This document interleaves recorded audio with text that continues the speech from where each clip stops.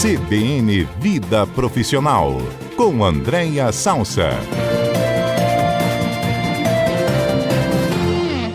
Ei, Andréia, bom dia. Tudo bem por aí? Bom dia, Fernanda Queiroz, tudo ótimo. Andréia, nesses últimos dias, o debate se intensificou, eu acho que até por conta da aproximação da convenção coletiva dos supermercadistas, né? Há uma oferta de vagas, principalmente para esse segmento da economia capixaba, ou seja, tem vaga e não tem trabalhador. O que tem por trás disso, hein? Pois é. Bom dia também para os nossos ouvintes, os colegas que estão no estúdio.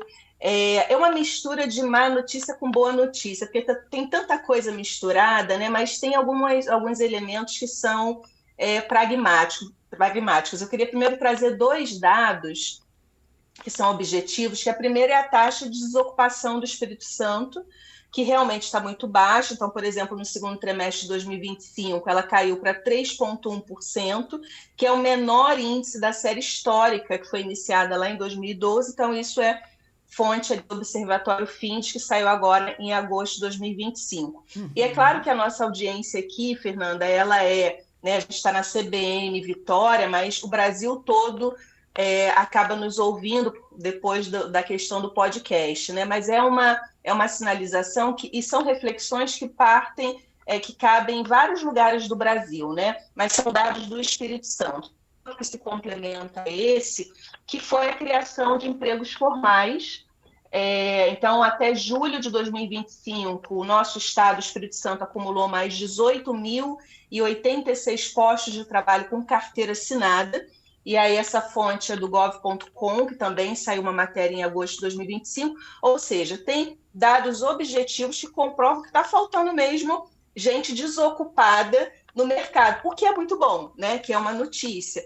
O ruim é que o nosso estado, né, tem aí crescido muito, tem sido um exemplo para o Brasil, até de crescimento da economia, e quando a gente cresce alguns segmentos, naturalmente, para crescer, a gente precisa de força de trabalho. E aí esses dois dados já comprovam que realmente está faltando mais pessoas e, sobretudo, como você muito bem sinalizou, para o mercado de varejo, né?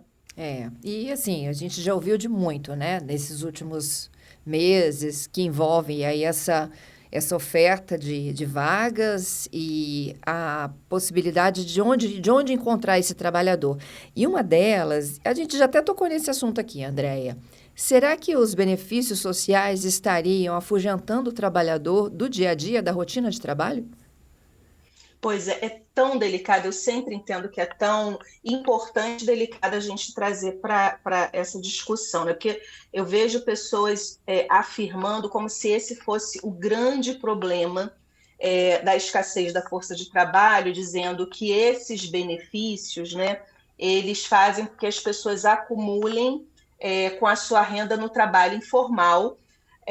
Mas eu entendo que não é que esse elemento ele não interfira, mas ele não é o central, porque eu sempre faço as pessoas refletirem e lembrarem o que é o valor desse benefício, por exemplo, Bolsa Família, que a gente está falando uma média aqui no Espírito Santo de R$ 658. E eu sempre brinco que tem alguns empresários que gastam muito mais disso numa rodada de jantar no vinho, né, que a gente toma.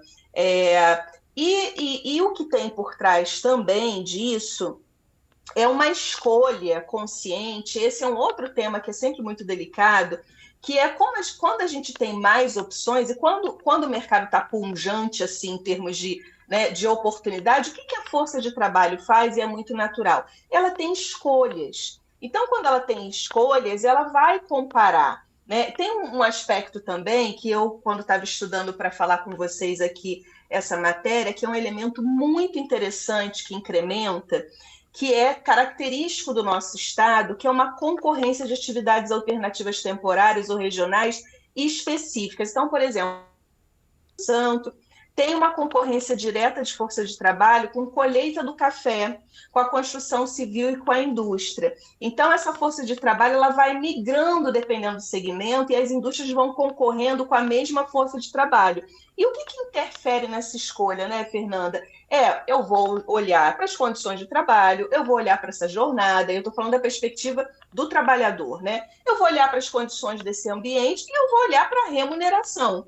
E aí, quando eu digo que tem um efeito positivo, a gente vê que o rendimento mensal médio aqui no Espírito Santo ele cresceu 2,6. Então, ele saiu de uma média de R$ 3.260 para R$ 3.344. Então, hoje, o Espírito Santo ele passou a ocupar o 9º lugar entre os estados com melhor rendimento do país. Então, superou uma média, inclusive, nacional, que é de 3.318. Isso aí a fonte é o FEComércio aqui do Espírito Santo. Então, tem uma notícia, né, numa perspectiva muito positiva, que ninguém quer um Estado, até porque a economia precisa circular, onde todo mundo esteja desempregado, ou grande parte esteja desempregada. Então, temos uma boa notícia para o nosso Espírito Santo, além das pessoas estarem com mais empregos formais, né, o que tem uma proteção aí do ponto de vista trabalhista, mas elas também estão tendo escolhas no mercado informal, né? E aí elas vão procurar essas melhores condições de trabalho. Então, temos aí um desafio do empresariado local. Não tem jeito, né, Fernanda? Em algum momento vai ter que trazer força de trabalho de fora do Estado, né? E aí, se as pessoas estão empregadas, e vão ter que, sem dúvida nenhuma, rever essa condição de troca com esse trabalhador, porque se eu ofereço condições melhores, eu tenho condições de disputar a melhor força de trabalho. E olha que interessante, né? Eu vi uma matéria que a Associação Brasileira da Indústria de Hotéis, a ABIH, ela disse que além do setor hoteleiro, né, que também tem escassez da força de trabalho, funções, por exemplo, como engenheiro da área de saúde. Então, a gente não está falando só dessas funções mais simples, né, que realmente estão dependendo, e essa força de trabalho que é disputada aí por essas alternativas de atividades no interior dos municípios, né? A colheita do café, que eu falei, construção civil e a indústria, que, por exemplo, pedreiros, açougueiros, padeiros, motoristas, o varejo de uma forma geral e garçons. Então, não é só uma força de trabalho que não tem tanta qualificação, também força de trabalho qualificada. Então, vai ter que realmente ou oferecer, né, uma condição muito positiva para que essa força de trabalho fique no seu segmento, ou vai ter que capturar força de trabalho em outros lugares, porque a gente precisa, o nosso Estado está em franco crescimento e precisa realmente de força de trabalho, né? Eu me lembro, você falando nisso, né? Eu fiz uma viagem aqui no tempo, e eu me lembro quando o Espírito Santo iniciou a exploração de petróleo. E não existia mão de obra qualificada para entender de exploração de petróleo. E aí o que aconteceu? Eles tiraram de quem já tinha, e aí tiveram que pagar mais, e aí, né? Isso movimentou a economia né? E tiveram que formar. Então, eles demoraram mais 3, 4 anos para formar essa mão de obra. É isso. E esse é um dos elementos, né? Essa é uma das justificativas também dessa dificuldade de contratação. Ainda continua, Fernanda, tem uma matéria muito boa da nossa colega Dinah Sanchotene, que saiu na Gazeta agora em maio de 2025, que ela apresentou um relatório de tendências de gestão de pessoas que foi produzido pelo ecossistema Great People e o GPTW, que é o Great Place to Work, que é bem famoso aí em termos de certificação de empresas como bons lugares para trabalhar. E essa matéria, essa pesquisa, esse relatório diz que o Espírito Santo é o estado com maior dificuldade de encontrar mão de obra qualificada. Quando a gente ouve isso, parece até que a nossa força de trabalho é desqualificada, mas não é nesse sentido, é o descompasso entre a disponibilidade da mão de obra que nós temos e os setores e funções, entende? Entendo. Então, tem aí um desafio grande também para os setores que trabalham com qualificação da força de trabalho local versus o que a gente está precisando enquanto Estado. Inclusive, tem um trabalho belíssimo que o SEBRAE do Espírito Santo está fazendo de fomento ao turismo do nosso Estado. Então, fica até uma dica aí para os nossos ouvintes que têm interesse, né, por esse segmento, que vai vir, pelo que eu estou acompanhando, um movimento muito forte aí de crescimento nesse segmento no nosso Estado. Então, vai abrir espaço ainda de mais força de trabalho e eu entendo que vai ficar mais competitivo esse mercado,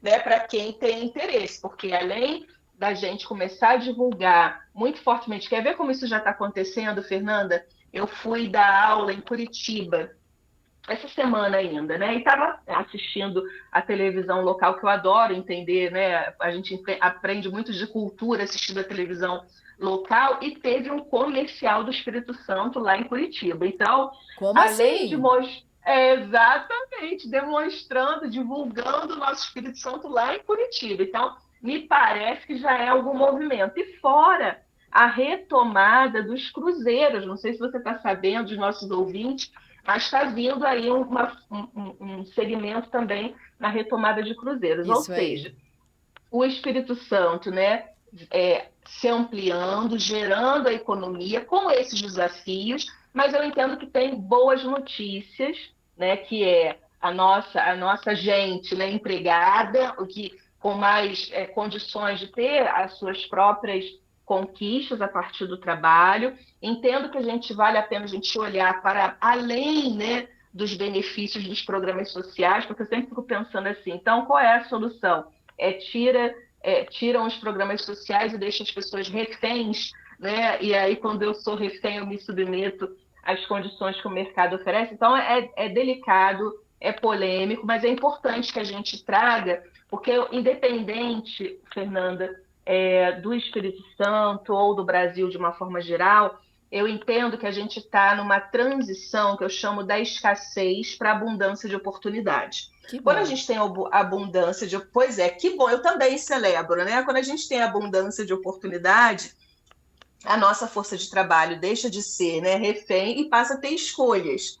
E aí, quando a gente passa a ter escolhas, naturalmente a gente vai escolher aquela condição de trabalho que oferece, né, como eu disse, a melhor jornada, o melhor ambiente e a melhor remuneração. E aí parece que a gente tem um discurso aqui contra o empresariado, mas de forma alguma. O empresariado ele é fundamental em qualquer sociedade bem desenvolvida, porque ele gera emprego, porque ele faz a economia girar. E eu acompanho pessoalmente alguns empresários muito sérios aqui do Espírito Santo que já se ligaram nisso e estão entendendo que tem uma oportunidade de rever, né, as condições, ampliar a oferta e oferecer aí um pacote mais atrativo para o nosso povo capixaba, né? E aí eu acho que é um bom problema, embora tenha tirado aí um pouquinho da paz de alguns empresários, mas a gente se encaixa, né? Porque é melhor ser um estado pujante, um estado onde as pessoas, né, estão empregadas e que a gente se mobiliza para,